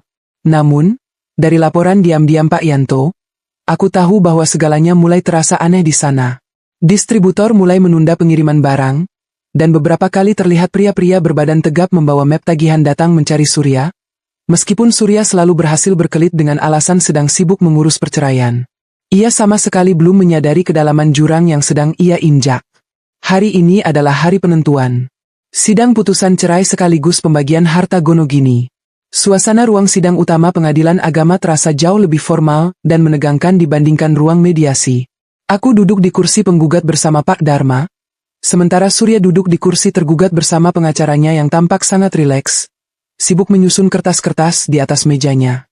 Rina duduk di bangku pengunjung tepat di belakang Surya, wajahnya berseri-seri penuh harap, sesekali merapikan rambutnya dan tersenyum angkuh ke arahku. Majelis hakim yang terdiri dari 3 orang memasuki ruangan. Suasana mendadak hening. Hakim ketua mengetuk palu sebanyak 3 kali, menandakan bahwa persidangan resmi dibuka. Setelah membacakan putusan cerai yang mengesahkan bahwa ikatan pernikahanku dengan Surya telah putus secara hukum karena alasan perselingkuhan yang diakui oleh pihak tergugat, agenda langsung bergeser ke bagian yang paling krusial, penyelesaian harta gonogini dan hak kelola usaha. Hakim ketua menatap ke arah meja tergugat. Berdasarkan berkas kesepakatan praperceraian yang diajukan, pihak tergugat, yaitu Bapak Surya, menuntut hak penuh atas pengelolaan, manajemen, dan seluruh aset yang berada di dalam toko grosir tersebut. Silakan pihak tergugat atau kuasa hukumnya menyampaikan argumennya. Pengacara Surya berdiri dengan dada membusung. Ia memegang selembar kertas yang merupakan salinan kesepakatan yang ditandatangani di kafe waktu itu. Benar, Yang Mulia, ucap pengacara itu dengan suara lantang yang menggema di ruang sidang. Klien saya, Bapak Surya, adalah pihak yang selama ini bekerja keras di lapangan membangun usaha toko grosir tersebut. Terlebih lagi, pihak penggugat, yaitu Ibu Ayana, telah secara sadar dan sukarela menandatangani surat kesepakatan ini. Pengacara itu mengangkat kertas tersebut tinggi-tinggi. Di dalam dokumen ini tertulis dengan sangat jelas dan tidak dapat dibantah, bahwa Ibu Ayana menyerahkan seluruh hak kelola dan operasional toko sepenuhnya kepada Bapak Surya. Oleh karena itu, kami memohon kepada majelis hakim untuk menetapkan bahwa toko grosir tersebut, beserta seluruh aset, bangunan, dan barang dagangan yang ada di dalamnya, jatuh sepenuhnya kepada klien saya secara sah. Surya mengangguk puas dari tempat duduknya. Ia menoleh ke belakang sejenak, untuk bertukar senyum kemenangan dengan Rina. Mereka mengira persidangan ini hanyalah formalitas belaka untuk mengesahkan perpindahan kekayaan itu ke tangan mereka. Hakim ketua mengangguk pelan, lalu menoleh ke arah meja kami. Bagaimana tanggapan dari pihak penggugat? Apakah benar Saudari Ayana telah menyerahkan seluruh hak kelola usaha tersebut? Inilah saatnya. Jantungku berdebar memompa adrenalin, namun wajahku tetap sedingin pualam. Aku mengangguk ke arah Pak Dharma, memberinya isyarat untuk memulai pertunjukan yang sebenarnya. Pak Dharma berdiri dengan tenang, merapikan letak kacamatanya, lalu mengambil sebuah koper dokumen tebal dari bawah meja. Beliau melangkah maju menuju meja majelis hakim. Benar, Yang Mulia Majelis Hakim. Suara Pak Dharma terdengar sangat tenang namun membawa aura yang mengintimidasi. Klien saya, Ibu Ayana, memang telah menandatangani kesepakatan untuk menyerahkan hak kelola dan operasional toko tersebut. Kami tidak membantah hal itu sama sekali. Klien saya dengan ikhlas mundur dari kursi manajemen. Mendengar kalimat awal Pak Dharma, pengacara Surya tampak tersenyum meremehkan, mengira kami sudah menyerah tanpa syarat. Namun, nada suara Pak Dharma tiba-tiba berubah menjadi sangat tajam. Akan tetapi, Yang Mulia, ada kesalahpahaman yang sangat fatal dan mendasar dari pihak tergugat mengenai definisi, aset, dan operasional dari toko tersebut. Pihak tergugat berasumsi bahwa menyerahkan hak kelola berarti menyerahkan kepemilikan bangunan dan barang secara cuma-cuma. Padahal, faktanya tidak demikian. Pak Dharma membuka kopernya dan mengeluarkan sebuah map merah terang, menyerahkannya kepada panitera untuk diberikan kepada majelis hakim, dan satu salinan lagi diberikan kepada pengacara Surya. Sebagai bukti pertama, Yang Mulia, lanjut Pak Dharma, matanya menatap tajam ke arah Surya yang mulai terlihat bingung. Terkait tuntutan hak atas bangunan toko. Bangunan ruko 3 lantai yang digunakan sebagai tempat usaha tersebut bukanlah harta Gonogini. Bangunan itu tidak pernah dibeli oleh klien saya maupun Bapak Surya. Ruko tersebut adalah murni bangunan sewaan. Surya tersentak di kursinya. Wajahnya yang tadinya sumringah kini berubah tegang. Aku tahu persis dia tidak pernah memeriksa surat tanah ruko itu karena aku selalu mengurusnya sendiri. Perjanjian sewa ruko tersebut ditandatangani murni atas nama ayah kandung dari Ibu Ayana, bukan atas nama pernikahan mereka. Pak Dharma menjelaskan dengan lugas. Dan yang paling penting untuk diketahui oleh Bapak Surya, masa kontrak sewa ruko tersebut telah resmi berakhir tepat 3 hari yang lalu. Pemilik sah bangunan telah menyatakan tidak akan memperpanjang kontrak sewa untuk Bapak Surya. Jadi, klien saya tidak bisa menyerahkan bangunan yang memang bukan miliknya. Silakan Bapak Surya mencari tempat baru untuk usahanya. Suasana ruang sidang mulai berdengung. Pengacara Surya buru-buru membolak-balik dokumen sewa bangunan yang diberikan kepadanya. Wajahnya memucat melihat nama ayahku tertera jelas di sana lengkap dengan tanggal kedaluarsa sewanya. Surya menatapku dengan mata terbelalak. Napasnya mulai memburu. Tunggu sebentar. Protes pengacara Surya dengan nada panik. Meskipun bangunannya sewa, tapi isi tokonya. Barang dagangan bernilai miliaran rupiah di dalam gudang itu, adalah aset bergerak yang harus jatuh ke tangan klien saya sesuai kesepakatan. Pak Dharma tersenyum, sebuah senyuman yang sangat mematikan. Beliau kembali merogoh kopernya dan mengeluarkan tumpukan map tebal berisi ratusan lembar faktur dan surat perjanjian. Justru disitulah letak inti dari kesepakatan praperceraian yang ditandatangani sendiri oleh Bapak Surya, Yang Mulia, kata Pak Dharma, suaranya kini menggelegar menguasai seluruh ruangan. Mohon majelis hakim memperhatikan klausul nomor 2 pada surat kesepakatan tersebut. Di sana tertulis dengan sangat jelas, sebagai kompensasi penyerahan hak kelola, pihak kedua, Surya, bersedia mengambil alih dan menanggung seluruh tanggungan operasional dan kewajiban hutang piutang toko yang sedang berjalan saat ini. Pak Dharma menunjuk tumpukan faktur di atas meja hakim. Seluruh barang dagangan di toko tersebut, mulai dari beras, minyak goreng, hingga sembako lainnya, bukanlah aset yang sudah lunas. Itu adalah barang konsinyasi dan sistem tempo dari 6 perusahaan distributor raksasa. Nilai total tagihannya mencapai angka 2,8 miliar rupiah yang akan jatuh tempo pada akhir bulan ini. Keheningan yang mencekam tiba-tiba menyelimuti ruang sidang. Tidak ada yang berani bersuara. Surya terpaku di kursinya seperti patung es, mulutnya sedikit terbuka namun tak ada suara yang keluar. Klien saya, Ibu Ayana, selaku penanggung jawab awal, telah secara resmi memutus kontraknya dengan ke-6 distributor tersebut sejak 2 minggu lalu dengan melampirkan surat kesepakatan yang ditandatangani Bapak Surya. Jelas Pak Dharma tanpa ampun, mengunci rapat semua jalan keluar bagi Surya. Perusahaan distributor telah memindahkan seluruh tagihan tersebut menjadi hutang pribadi atas nama Bapak Surya, karena beliau sendirilah yang menuntut hak untuk menguasai barang-barang tersebut. Ledakan itu akhirnya terjadi di ruang sidang. Bukan ledakan fisik, melainkan ledakan mental yang menghancurkan Surya berkeping-keping. Wajah laki-laki itu seputih kertas Hafez. Keringat dingin mengucur deras dari pelipisnya. Tangannya gemetar hebat saat ia merebut salinan tagihan dari tangan pengacaranya. Matanya nanar melihat deretan angka 0 yang berjejer panjang di kertas itu, dengan namanya tertulis tebal sebagai pihak yang harus melunasinya dalam waktu kurang dari 1 minggu. Ini penipuan. Teriak Surya histeris, suaranya pecah saking paniknya. Ia berdiri dari kursinya dan menunjuk-nunjuk ke arahku dengan jari yang bergetar. Ayana, kamu menjebakku. Kamu bilang aku dapat tokonya? Kamu tidak bilang soal hutang miliaran ini. Saya mohon pihak tergugat menjaga ketertiban ruang sidang. Tegur hakim ketua sambil mengetuk palu dengan keras. Aku menatap Surya dengan tatapan sedingin es dari kutub utara. Aku sama sekali tidak gentar melihat kemarahannya. Aku tidak pernah menipumu, Surya. Jawabku dengan suara datar namun tajam, memotong langsung ke ulu hatinya. Kau sendiri yang terlalu sombong, mengira mengurus toko grosir hanya sekadar angkat-angkat beras dan berselingkuh di atasnya. Kau menandatangani dokumen itu tanpa paksaan, tanpa membacanya dengan teliti karena matamu sudah dibutakan oleh keserakahan. Kau menginginkan toko itu? Selamat. Sekarang semuanya menjadi milikmu. Toko tanpa bangunan, dan puluhan ton beras yang harus kau bayar lunas minggu depan. Mendengar kenyataan pahit itu, keributan pecah dari bangku pengunjung. Rina, yang sedari tadi mendengarkan setiap rincian persidangan dengan wajah syok, tiba-tiba berdiri. Ilusi tentang kehidupan mewahnya sebagai nyonya bos besar runtuh seketika menimpa kepalanya. Ia baru menyadari bahwa pria yang direbutnya dengan susah payah ternyata hanyalah seorang cangkang kosong yang miskin dan kini terjerat hutang miliaran rupiah. Surya, apa-apaan ini? Jerit Rina histeris, suaranya melengking memenuhi ruang sidang, mengabaikan segala aturan kesopanan. Wajahnya memerah karena marah dan malu. Kamu bilang kamu kaya. Kamu bilang toko itu milikmu.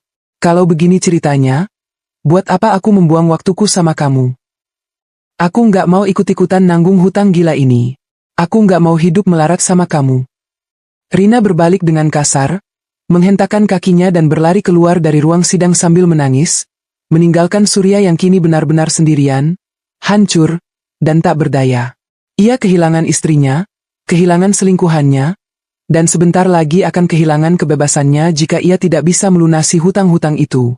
Pengacara Surya tampak sibuk mengusap wajahnya yang frustrasi, menyadari bahwa ia baru saja kalah telak dalam kasus yang paling memalukan sepanjang karirnya. Ia bahkan tidak mencoba untuk mengajukan pembelaan lagi karena bukti dokumen yang ada sudah sangat kuat dan mengikat secara hukum. Hakim ketua berdaham keras untuk mengembalikan ketenangan di ruang sidang. Beliau menatap Surya dengan pandangan yang sulit diartikan, namun jelas terlihat tidak ada simpati di sana. Mengingat semua bukti dokumen legal yang diajukan oleh pihak penggugat sudah sangat jelas dan ditandatangani secara sadar oleh pihak tergugat, ucap hakim ketua, suaranya menggema penuh wibawa. Beliau mengangkat palu kayunya tinggi-tinggi. Maka majelis hakim menetapkan perceraian antara saudari Ayana dan saudara Surya sah secara hukum. Dan terkait harta gonogini, sesuai kesepakatan tertulis yang mengikat, seluruh hak operasional beserta kewajiban hutang piutang toko yang berjalan resmi dilimpahkan kepada pihak tergugat, Bapak Surya. Tok, tok, tok. 3 ketukan palu itu terdengar seperti alunan melodi kemenangan yang paling indah di telingaku. Semuanya telah berakhir. Keadilan telah ditegakkan, dan karma telah melakukan tugasnya dengan sangat sempurna dan elegan melalui tanganku sendiri. Aku berdiri, merapikan blazerku dengan tenang, dan berjalan keluar dari ruang sidang tanpa menoleh lagi ke arah Surya yang kini merosot jatuh di kursinya sambil memegangi kepalanya yang seolah akan pecah, menangisi kehancuran total dari kehidupannya yang ia hancurkan sendiri. Syarat pahit dari sang istri sah telah tertelan habis. Kemenangan di ruang sidang hari itu bukanlah akhir dari segalanya, melainkan awal dari badai yang sesungguhnya bagi Surya. Aku tidak perlu turun tangan langsung untuk menghancurkannya, karena surat kesepakatan praperceraian yang ia tanda tangani dengan penuh kesombongan itu telah berubah menjadi algojo yang menjalankan tugasnya tanpa ampun. Sehari setelah palu hakim diketuk, aku duduk dengan tenang di teras belakang rumah orang tuaku sambil menikmati secangkir teh hangat buatan ibu.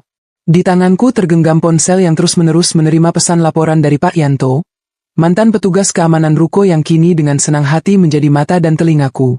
Pesan pertama dari Pak Yanto masuk pada pukul 8 pagi. Pesan itu berisi sebuah foto yang memperlihatkan kondisi depan toko grosir kami, atau lebih tepatnya, mantan toko grosir kami.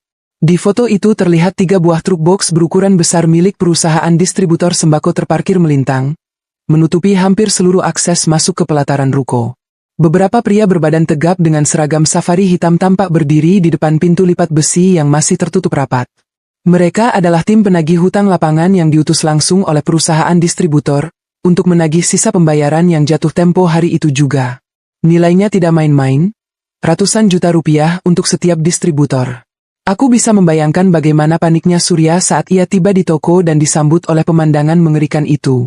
Selama ini, akulah yang selalu menjadi tameng, mengatur jadwal pembayaran dengan sangat rapi sehingga para distributor itu selalu bersikap ramah dan sopan.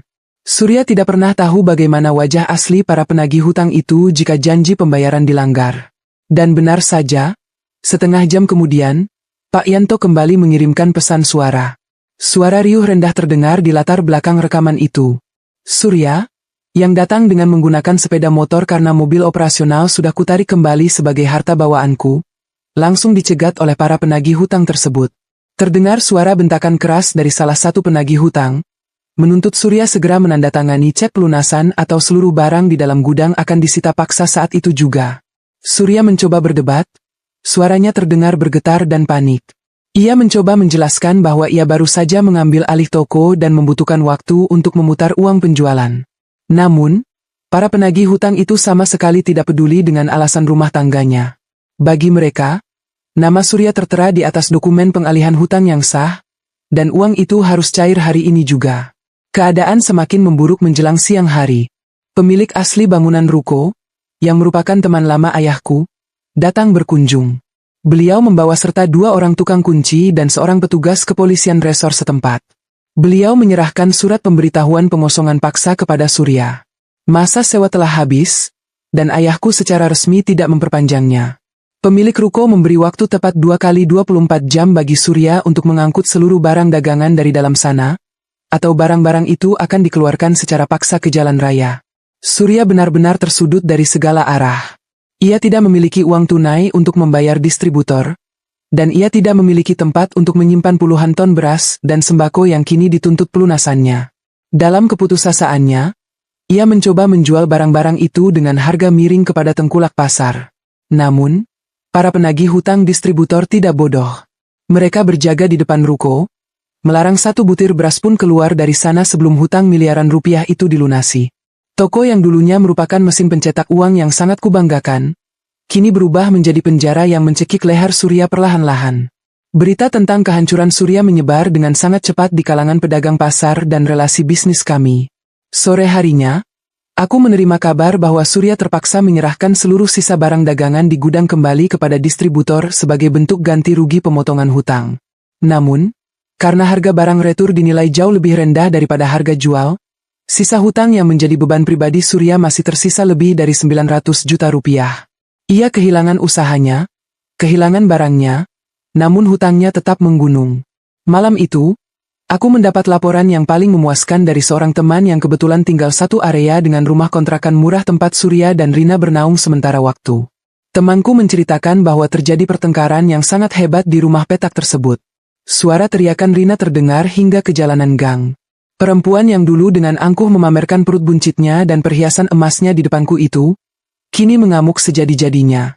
Rina melempar pakaian dan barang-barang Surya keluar dari pintu kontrakan. Ia menjerit histeris, memaki Surya dengan kata-kata kasar yang sangat tidak pantas diucapkan. Rina merasa ditipu mentah-mentah. Ia mengira dengan merebut Surya, ia akan menjadi nyonya besar yang tinggal duduk manis menghitung uang setoran. Ia sama sekali tidak siap menghadapi kenyataan bahwa ia harus mendampingi seorang pria pengangguran yang dikejar-kejar penagih hutang setiap hari. Ilusi cinta sejati yang selalu mereka agung-agungkan di depanku hancur berkeping-keping begitu dihadapkan pada kerasnya kenyataan hidup tanpa uang. Laki-laki tidak berguna, teriak Rina malam itu, menurut cerita temanku. Kamu bilang kamu bos. Kamu bilang toko itu punya kamu. Sekarang aku harus makan apa? Bayi di perutku ini mau dikasih makan batu. Mending aku cari laki-laki lain yang lebih jelas masa depannya daripada hidup melarat sama orang bodoh sepertimu. Kalimat itu adalah pukulan telak yang menghancurkan sisa-sisa harga diri Surya. Malam itu juga, Rina mengemasi seluruh pakaiannya dan pergi meninggalkan Surya sendirian di rumah kontrakan sempit itu. Ia membawa serta seluruh perhiasan emas yang dulu dibelikan oleh Surya menggunakan uang tokoku, tanpa sedikit pun rasa iba pada pria yang telah mengorbankan rumah tangganya demi dirinya. Rina menunjukkan wujud aslinya, seorang parasit yang akan langsung mencari inang baru ketika inang lamanya sudah mati dan tak bisa dihisap lagi. 3 hari setelah malam pertengkaran itu, hujan turun dengan sangat deras mengguyur kota sejak sore hari. Udara terasa sangat dingin.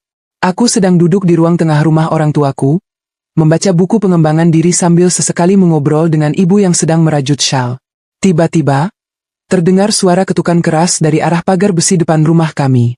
Suara ketukan itu diiringi oleh seruan memelas yang memanggil-manggil namaku. Aku beranjak dari sofa dan mengintip dari balik tirai jendela. Di luar sana, di bawah guyuran hujan yang lebat, berdiri seorang laki-laki dengan pakaian basah kuyup. Rambutnya lepek menempel di dahi, wajahnya pucat pasi, dan tubuhnya menggigil kedinginan. Ia memegang jeruji pagar besi rumah kami dengan kedua tangannya yang bergetar. Laki-laki itu adalah Surya. Pemandangan itu terlihat sangat menyedihkan sekaligus sangat ironis. Laki-laki yang dulu berdiri dengan dada membusung di ruang sidang, menatapku dengan tatapan merendahkan, kini berdiri di depan pagar rumahku seperti seekor anjing jalanan yang kelaparan dan kedinginan. Ia memanggil namaku berulang kali, suaranya tenggelam oleh suara rintik hujan dan guntur yang menyambar. Ayah yang baru saja keluar dari kamar mandi langsung mengerutkan kening melihat keberadaan Surya. Wajah ayah mengeras, tangannya mengepal kuat. Biar ayah yang keluar, Ayana. Laki-laki tidak tahu malu itu harus diberi pelajaran. Berani-beraninya dia menampakkan wajahnya di sini setelah semua yang dia lakukan padamu. Aku segera menahan lengan ayah. Aku menggelengkan kepalaku pelan, menatap mata ayah dengan penuh ketenangan. Biar Ayana saja yang menghadapinya. Yah, Ayana sudah tidak punya perasaan apa-apa lagi padanya. Ayana hanya ingin memastikan dia mengerti bahwa pintu rumah ini, dan pintu kehidupan Ayana, sudah tertutup rapat untuknya selamanya. Aku mengambil sebuah payung hitam berukuran besar dari sudut ruangan dan melangkah keluar rumah. Udara dingin langsung menusuk pori-pori kulitku, namun hatiku terasa sangat hangat dan kuat. Aku berjalan perlahan menyusuri halaman depan yang tergenang air, mendekati pagar besi tempat Surya berdiri. Melihatku keluar, wajah Surya yang tadinya putus asa langsung memancarkan seberkas harapan palsu. Ia menggoyangkan jeruji pagar dengan lebih kuat. Ayana, Ayana, tolong buka pagarnya. Aye, aku mohon. Izinkan aku masuk sebentar saja. Aku kedinginan. Aye. Aku berhenti tepat 1 meter di depan pagar, membiarkan jeruji besi itu menjadi batas pemisah antara kehidupanku yang damai dan kehidupannya yang hancur. Aku memayungi diriku sendiri, menatap lurus ke matanya yang kini memerah karena tangisan dan air hujan. Tidak ada setitik pun rasa kasihan di dalam hatiku. Yang kulihat hanyalah seorang pengkhianat yang sedang menuai hasil dari benih keserakahannya sendiri. Mau apa kau datang ke sini, Mas? Tanyaku dengan suara yang sangat dingin dan datar, mengalahkan dinginnya air hujan yang turun malam itu. Bukannya kau sedang sibuk mengurus toko besarmu bersama istri barumu yang sedang hamil itu? Surya tertunduk lesu mendengar sindiranku. Bahunya bergetar hebat. Ia mulai menangis terseduh-seduh layaknya anak kecil. Ayana, aku minta maaf. Aku benar-benar minta maaf. Aku bodoh. Aye. Aku buta. Rina meninggalkanku. Dia kabur membawa semua barang berharga. Toko itu sudah disita, barang-barangku dirampas, dan aku dikejar-kejar penagih hutang setiap hari. Aku tidak punya siapa-siapa lagi. Aye. Aku tidak punya tempat tinggal. Ia mendongak menatapku, matanya memancarkan keputusasaan yang sangat dalam. Tolong aku. Aye. Kamu satu-satunya orang yang bisa menolongku. Kamu punya banyak uang, kamu punya koneksi ke distributor. Tolong lunasi hutangku. Aye. Setelah itu, aku janji aku akan berubah. Kita bisa mulai dari awal lagi. Aku akan bekerja keras untukmu. Aku akan jadi suami yang baik. Aku mohon, Ayana, beri aku satu kesempatan lagi. Aku tertawa pelan. Tawa yang sama sekali tidak mengandung unsur kegembiraan, melainkan tawa ironi yang sangat perih menembus ulu hatinya. Mulai dari awal lagi, Membantumu melunasi hutang miliaran rupiah yang kau buat karena kebodohan dan kesombonganmu sendiri? Kau pikir aku ini panti sosial yang bisa kau datangi setelah kau membuangku demi pelacur murahan itu? Aku melangkah sedikit lebih dekat ke pagar, menatapnya dengan pandangan paling tajam yang pernah kuberikan padanya. Dengar baik-baik, Surya. 5 tahun aku mengabdi padamu. 5 tahun aku membangunkan jalan kesuksesan untukmu dari nol. Aku menjaga harga dirimu di depan semua orang, membiarkanmu merasa menjadi raja. Tapi apa balasannya? Kau memakai gudang keringatku untuk meniduri perempuan lain, dan kau berencana membuangku ke jalanan tanpa uang sepeser pun. Aku menghentikan kalimatku sejenak, membiarkan kata-kataku meresap ke dalam otaknya yang dangkal. Sekarang, kau datang mengemis padaku setelah istana pasirmu runtuh berkeping-keping? Tidak, Surya. Aku bukan tempat pembuangan sampahmu. Segala kehancuran yang kau alami saat ini adalah murni hasil karya tanganmu sendiri. Surat yang kau tanda tangani dengan penuh kesombongan di kafe hari itu adalah tiket masukmu menuju neraka yang kau ciptakan sendiri. Surya menggelengkan kepalanya dengan panik.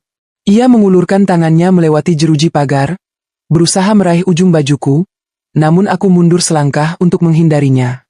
Ayana, kumohon. Aku bisa dipenjara kalau tidak bayar hutang itu. Kasihani aku, Aye. Rasa kasihanku sudah mati di hari kau mengatakan padaku bahwa kau memilih Rina karena dia memberimu kebahagiaan yang tidak bisa kuberikan. Balasku dengan suara yang semakin mengeras dan tegas. Sekarang, nikmatilah kebahagiaan itu.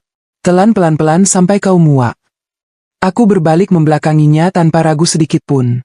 Tepat saat itu, Pak Satpam Lingkungan yang berjaga malam mendatangi rumah kami dengan jas hujan lengkap dan senter di tangannya. Beliau pasti mendengar keributan dari pos jaga di ujung jalan. Ada apa ini, Bu Ayana? Laki-laki ini mengganggu ibu?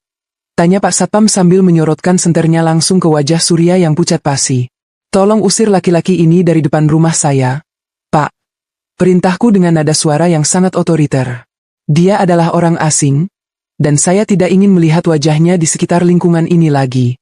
Kalau dia menolak pergi, tolong Bapak panggilkan polisi dengan tuduhan mengganggu ketertiban dan perbuatan tidak menyenangkan. Siap, Bu Ayana, jawab Pak Satpam tegas. Beliau langsung mendekati Surya dan menarik bahunya dengan kasar. Ayo, Mas, pergi dari sini sekarang juga sebelum saya seret kamu ke kantor polisi. Jangan bikin ribut di lingkungan perumahan warga. Surya mencoba memberontak, namun tubuhnya yang kedinginan dan kelaparan tidak memiliki tenaga yang cukup untuk melawan tarikan Pak Satpam. Ia diseret menjauh dari pagar rumahku. Terdengar suara teriakannya yang semakin lama semakin menjauh, memanggil-manggil namaku di tengah derasnya hujan malam itu. Aku berdiri di teras rumah, menutup payungku, dan menatap ke arah kegelapan malam. Tidak ada setetes air mata pun yang jatuh dari mataku. Tidak ada rasa bersalah yang menggerogoti nuraniku. Hancurnya istana pasir yang dibangun di atas kebohongan dan perselingkuhan itu telah terjadi dengan sangat epik. Tugas pertamaku untuk memberikan pelajaran berharga kepadanya telah selesai dengan sempurna. Kini, saatnya bagiku untuk menutup buku lama yang penuh dengan debu pengkhianatan ini, dan bersiap mengambil pena emas untuk menuliskan lembaran baru yang jauh lebih gemilang. Waktu adalah penyembuh luka yang paling ajaib, asalkan kita tahu bagaimana cara menggunakan waktu tersebut dengan benar. 8 bulan berlalu sejak malam di mana Surya mengemis di depan pagar rumahku di bawah guyuran hujan lebat. 8 bulan yang terasa seperti proses metamorfosis yang luar biasa panjang dan melelahkan bagi seekor ulat sebelum akhirnya berubah menjadi kupu-kupu yang sangat indah dan kuat. Selama bulan-bulan pertama setelah perceraianku sah secara hukum, aku fokus pada pemulihan mentalku. Ibu dan ayah adalah tiang penyangga utamaku. Mereka tidak pernah menuntutku untuk segera bangkit, melainkan memberiku ruang yang luas untuk bernapas, merenung, dan membuang semua racun emosional yang ditinggalkan oleh pernikahan masa laluku. Aku menyibukkan diri dengan mengikuti berbagai seminar bisnis, bergabung dengan komunitas pengusaha perempuan, dan membaca ratusan buku tentang manajemen keuangan dan strategi pemasaran modern. Otakku yang selama 5 tahun ini hanya terpenjara dalam rutinitas pembukuan toko grosir konvensional, kini kembali bekerja dengan kapasitas maksimal. Aku menyadari satu hal yang sangat penting. Kemampuanku membangun bisnis dari nol tidak pernah hilang. Jika aku bisa membuat seorang pria pengangguran seperti Surya terlihat seperti bos besar yang sukses, maka bayangkan apa yang bisa kulakukan jika aku mendedikasikan seluruh kemampuanku itu murni untuk diriku sendiri. Tepat di bulan ke-6 setelah masa iddahku selesai, Aku memutuskan untuk kembali turun ke medan pertempuran dunia bisnis. Kali ini, aku tidak bermain di kelas ruko sewaan. Dengan menggunakan seluruh uang tabungan pribadiku yang berhasil kuselamatkan sebelum perceraian, ditambah investasi segar dari beberapa kolega ayah yang sudah sangat mempercayai kredibilitasku, aku menyewa sebuah gudang besar di kawasan pergudangan niaga terpadu di pinggiran kota. Aku tidak lagi membuka toko grosir sembako biasa yang melayani pembeli eceran. Aku naik kelas. Aku mendirikan sebuah perusahaan distributor tingkat 2 yang menyuplai bahan pokok langsung ke ratusan minimarket, catering besar, dan toko-toko kelontong di 3 kabupaten sekaligus. Nama perusahaanku terpampang nyata dengan huruf timbul berwarna emas di depan gudang besar itu. PT Ayana Maju Bersama. Tidak ada lagi bayang-bayang laki-laki di belakangku. Aku berdiri sendiri di garis depan sebagai direktur utama. Kepercayaan adalah mata uang paling mahal dalam dunia bisnis. Karena rekam jejakku yang sangat bersih dan disiplin pada masa lalu, para distributor tingkat pertama dan pabrik-pabrik produsen sembako menyambutku dengan tangan terbuka.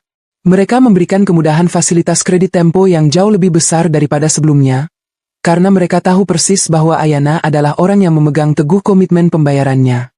Bisnisku melesat dengan sangat cepat. Dalam waktu 2 bulan sejak peresmian, omset bulanan perusahaanku sudah melampaui omset tahunan toko grosir lamaku. Pagi ini adalah hari yang sangat cerah.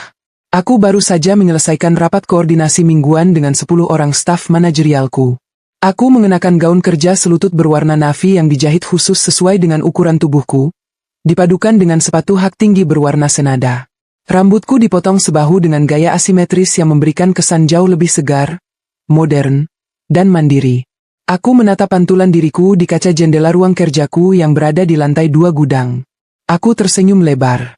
Tidak ada lagi Ayana yang kusam, tidak ada lagi Ayana yang hanya memakai daster pudar, dan tidak ada lagi Ayana yang merendahkan dirinya demi ego seorang laki-laki yang tidak tahu diuntung. Sekitar jam 10 pagi, ponselku berdering. Panggilan masuk dari Mbak Ningsih, mantan karyawanku di toko grosir dulu yang kini kupekerjakan kembali sebagai kepala bagian administrasi di perusahaanku yang baru. Selamat pagi, Bu Ayana. Sapa Mbak Ningsih dari seberang telepon. Nada suaranya terdengar sedikit ragu. Maaf mengganggu waktu Ibu. Saya baru saja dari pasar induk untuk mengecek harga pasaran beras hari ini. Ada berita sedikit kurang enak? Atau mungkin berita bagus untuk Ibu? Tergantung bagaimana Ibu menanggapinya. Aku duduk di kursi kebesaranku, menyandarkan punggungku dengan santai. Ada apa, Mbak Ningsih? Ceritakan saja, tidak perlu sungkan. Kita kan sudah sama-sama tahu asam garam kehidupan pasar. Ini soal mantan suami Ibu. Pak Surya. Mbak Ningsih mengecilkan volume suaranya seolah sedang membagikan rahasia negara. Tadi saya kebetulan bertemu dengan salah satu mandor kuli panggul yang dulu sering bongkar muat di ruko kita. Dia cerita panjang lebar soal kondisi Pak Surya sekarang. Aku memutar pena di sela-sela jariku. Mendengar nama Surya disebut, anehnya tidak ada lagi gejolak amarah atau dendam di dalam dadaku. Perasaanku benar-benar datar, layaknya mendengarkan berita tentang orang asing yang tidak kukenal.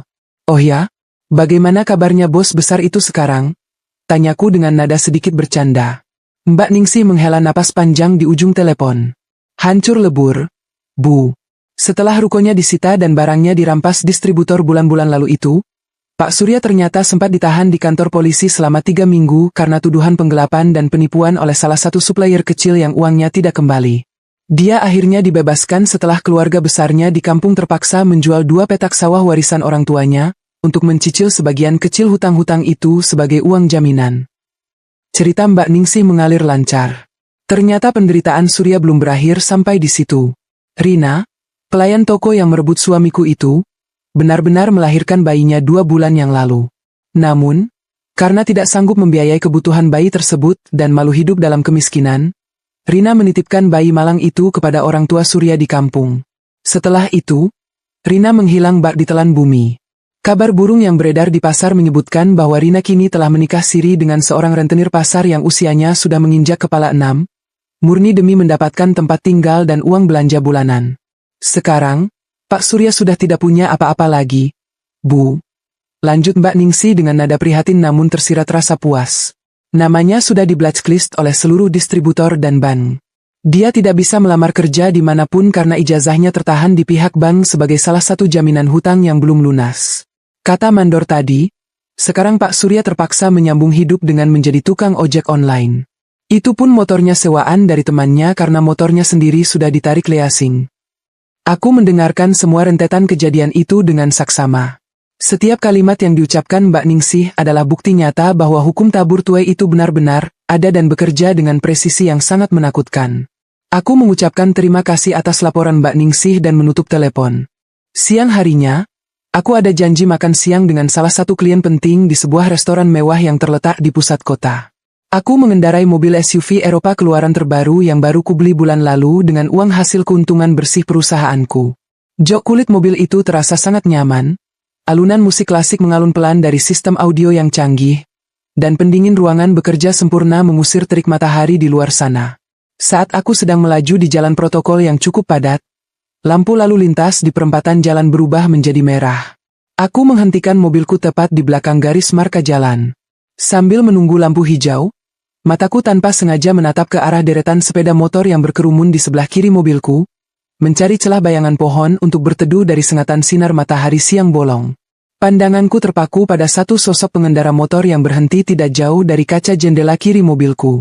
Pengendara itu memakai jaket ojek online yang warnanya sudah mulai pudar kehijauan, helm standar yang kacanya sudah banyak goresan, dan celana kain kumal yang terlihat kebesaran di tubuhnya.